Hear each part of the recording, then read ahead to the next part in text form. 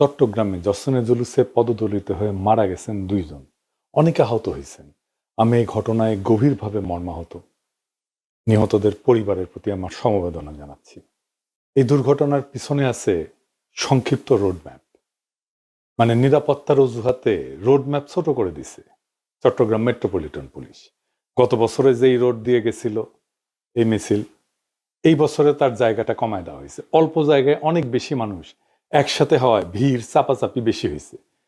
এটাই দাবি করছে সেখানে যারা ছিল। এইটা সাহেব, গত বছরের রোডম্যাপ আর এই বছরের রোডম্যাপটা একটু দেখান না, দেখেন কত ছোট এবারে। আমি সবাইকে বলি যে যেটা রীতি, যেটা প্র্যাকটিস অনেকদিন ধরে চলে আসছে, সেটাতে হস্তক্ষেপ করবেন না। এই রোডম্যাপ অনেক আগে থেকে তৈরি, অনেক মানুষের, অনেক মুরব্বীর বিবেচনায় এটা তৈরি হয়েছে, অনেক দিনে প্র্যাকটিসের পরে তৈরি হয়েছে। এটা কয়েকজন পুলিশ অফিসার বদলায় দিতে পারে না। এই জায়গাটায় হাত দিয়েন না, অনেকবার বলি, রীতির মধ্যে হাত দিয়েন না। যাই হোক, এর মধ্যে ঘটছে আর এক ঘটনা। কি সেই ঘটনা? সকালে হাটহাজারী মাদ্রাসার সামনে দিয়া জসনে জুলুসের আসা গাড়ি লক্ষ্য করে পানি ছুঁড়ে মারার অভিযোগ ওঠে। এই ঘটনাকে কেন্দ্র করে সামাজিক যোগাযোগ মাধ্যমে মাদ্রাসাকে উদ্দেশ্য করে অশালীন পোস্ট দেয় এক যুবক। এই নিয়ে হাটহাজারী অঞ্চল রণক্ষেত্রে পরিণত হয়। ওই ছেলেকে গ্রেপ্তার করা হয়েছে, সে প্রকাশ্যে ক্ষমাও চাইছে। শোনেন। আসসালামু আলাইকুম। আমি ছোট মানুষ, আমার বয়স হচ্ছে 20 বছর। আমি না জেনে একটা করে ছবি আপলোড দিয়েছি। আমি সবার কাছে ক্ষমা প্রার্থনা করতেছি, সবাই আমাকে ক্ষমা করে দেবেন। তাও সংঘাত ছড়ায় পড়ছে। আমি যখন রেকর্ড করি সেই সময় হাটহাজারী মাদ্রাসার শিক্ষক এবং সেনাবাহিনীর তৎপরতায় হাটহাজারীর পরিস্থিতি নিয়ন্ত্রণে আসছে। গুরুতর আহত 20 জন ছাত্রকে চট্টগ্রাম মেডিকেল কলেজে পাঠানো হয়েছে। হাটহাজারী উপজেলা স্বাস্থ্য কমপ্লেক্সে আউটডোর সহ প্রায় 150 শতাধিক আহত ওইখানে চিকিৎসা নিয়েছে। ভয়াবহ অবস্থা। আজকে হাটহাজারী মাদ্রাসায় পরীক্ষা নেওয়ার কথা ছিল, সেই পরীক্ষা স্থগিত করা হয়েছে। আমরা সবাই দোয়া করি সৃষ্টিকর্তা যেন সবাইকে পরিপূর্ণ সুস্থতার সাথে দীর্ঘ নেক হায়াত দান করেন। এই সংঘাতের ঘটনাটা পূর্ব পরিকল্পিত। পতিত আওয়ামী লীগের উস্কানি এবং সরাসরি অংশগ্রহণে এই ঘটনা ঘটছে। দেখেন, গাড়িকলের লোক এসে নামতেছে হাটহাজারী মাদ্রাসার সামনে, আক্রমণ করবে হাটহাজারী মাদ্রাসায়।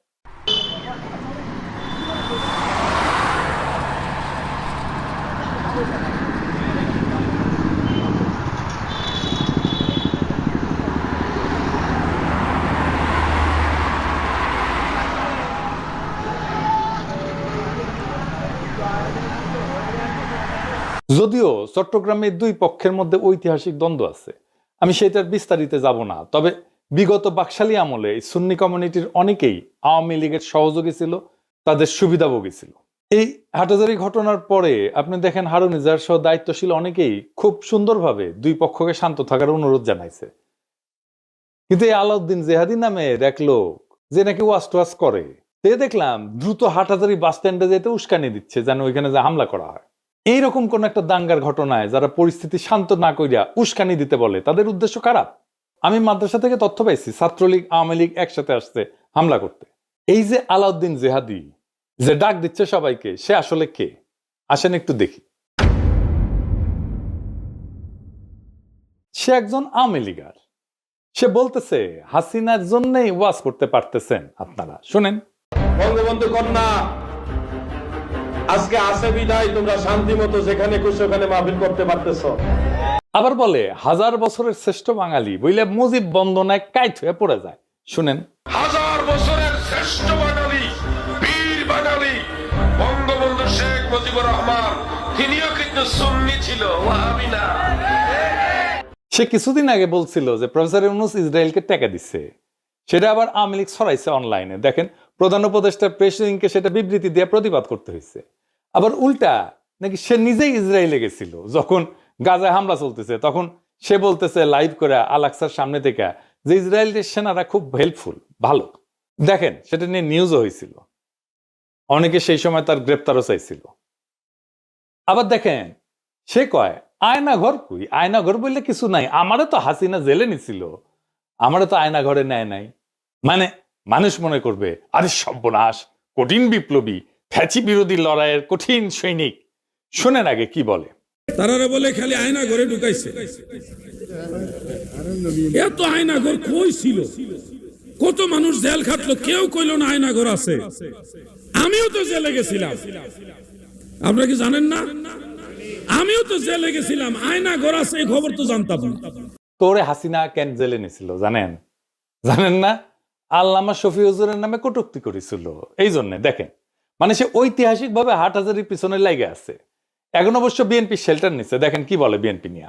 মানে বিএনপি আপনাদেরকে বলছি, ময়দান থেকে আওয়ামী লীগের সরাইয়া এখন আপনাদেরকে সরানোর একটা পায়তারা চলতেছে, বিভিন্ন ষড়যন্ত্র চলতেছে আপনাদেরকে বিতর্কিত করার জন্য। সুন্নি কমিউনিটির ভাইদের বলবো, পতিত লীগের লেসপেন্সারদের খপ্পরে পড়েন না ভাইরা। আলাউদ্দিন জিয়াদির কার্যক্রম এভাবেই সামনে আসবে, আজ হোক কাল হোক। সে কে মানুষ জানতে পারবে। চট্টগ্রামে এবারের জশ্নে এনসিপি, জামাত, বিএনপি, আপ বাংলাদেশ সবাই অংশ নিছে। খুবই ভালো হয়েছে এটা। অনেক উৎসাহ উদ্দীপনা নিয়ে সবাই গেছে। আমরাও খুব তাকাইছিলাম যে এটা খুব ভালো একটা অনুষ্ঠান হইতেছে। তো সবার এইরকম একটা পদক্ষেপকে এড়ায় যায় হাটাজারিতে হামলা করা মানে অন্য কারো হয়ে কাজ করা। এই অন্য কেউটা কে? এইটা হইতেছে ইন্ডিয়া। এটা ওয়াকারের মিলিটারি ইন্টেলিজেন্স। বাংলাদেশে যা যা ঘটতেছে আর যা যা ঘটবে কিছুদিনের মধ্যে, তার বেশিরভাগই করতেছে এই মিলিটারি ইন্টেলিজেন্স আর তারাই চাইতেছে ডাকসু ইলেকশন যেন ভন্ডুল হয়। ওরা জানে ডাকসুতে কারা জিততে যাইতেছে। সামনে কিন্তু আরো ঘটনা ঘটবে। আমি সাবধান করে দিই সবাইকে, সবাই খেয়াল রাখবেন। যেমন ঘটনা আগে কখনো ঘটে নাই এমন ঘটনা, কবর থেকে লাশ তুলে আগুনে পুড়ায় দেওয়ার মতো ঘটনা, এরকম ঘটনা বাংলাদেশে ঘটতেছে। সরকার বসে থেকে ঘুমায় আর আঙুল চুষে। স্থানীয় মুসলমানদের দিনের পর দিন প্রতিবাদ সেনাও কিছু করে না, সেজন্য এরকম ঘটনা ঘটতে পারে। চট্টগ্রাম ইউনিভার্সিটিতেও দেখলেন কি লঙ্কা কাণ্ড ঘটে গেল। এর মধ্যে ঢাকাতে হাজার লোক নিয়ে আওয়ামী লীগ মিছিল করে, এক জায়গায় না কয়েক জায়গায়। আওয়ামী লীগের এই সাহস কই থেকে আসে জানেন? বিএনপি এই সাহস দেয়। সেই জন্যই মার্কা মারা আওয়ামী লীগাররা ডাকসুতে বিএনপিকে ভোট দেওয়ার জন্য ক্যাম্পেইন করে। দেখেন, আবার আসিফ বলতেছে যে যারা ডিসেম্বরে নির্বাচন চাইছিল তারাই নির্বাচন পেছানোর ষড়যন্ত্র করতেছে। দেখছেন, বাংলাদেশের এই অনিশ্চিত অবস্থার জন্য প্রফেসর ইউনূসের সরকারের যথেষ্ট দায় আছে। বিপুল জনসমর্থন নিয়ে ক্ষমতায় আসছিল, এক বছরের মধ্যে সে তার মূলধন পর্যন্ত সে খায়া বসে আছে। আওয়ামী লীগের তো পয়সার অভাব নাই, সে টাকা আসতেছে, খালি একের পর এক ঘটনা ঘটাইতে পারতেছে আর চুপ করে বসে থাকতেছে। পুলিশ তো আছে, সাথে আর্মিও আছে, ফুল ম্যাজিস্ট্রেসি পাওয়ার নিয়ে মাঠে। এরা জানে না হাজার খানেক লোক একসাথে হইতেছে আওয়ামী লীগের, কই হইতেছে। এদের ইন্টেলিজেন্স নেটওয়ার্ক কি এতই দুর্বল?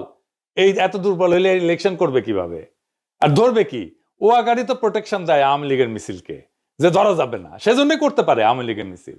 প্রফেসর ইউনূস এখনো পরিস্থিতি সামলাইতে পারে, কিন্তু বলে লাভ কি? বলে লাভ নেই, বললেও করবে না। তাও বলবো কি করা উচিত, ডাকসু ইলেকশনটা পার হোক। অনেক কিছু নির্ভর করতেছে এই ইলেকশনের উপরে। আমি আপনাদের হতাশ করতে চাই না, এটা মনে রেখেন। আমরা এটা ভুলে যাই না যে বাংলাদেশ কখনো ভীরুদের দেশে পরিণত হয়নি। ইতিহাসের প্রত্যেকটা বাঁকে প্রত্যেকবার জনগণ রাস্তায় নেমে প্রমাণ করছে ইতিহাসকে সে তার নিজের হাতে লিখতে জানে। এই শক্তিই আমাদের আসল মূলধন, আমাদের আসল ক্যাপিটাল। আজ আমাদের সিদ্ধান্ত নিতে হবে, আমরা কি অশান্তির খেলোয়াড়দের হাতে বন্দী থাকবো, নাকি ভবিষ্যৎ প্রজন্মকে একটা নিরাপদ, মর্যাদাপূর্ণ, গণতান্ত্রিক বাংলাদেশ উপহার দেব। স্মরণে রাখেন, আমাদের ঐক্যেই কিন্তু তাদের ভয়, আমাদের শৃঙ্খলাই তাদের ষড়যন্ত্রের শেষ। আমাদের সাহসী বাংলাদেশের আগামী দিনের আলো। ইনকিলাব জিন্দাবাদ।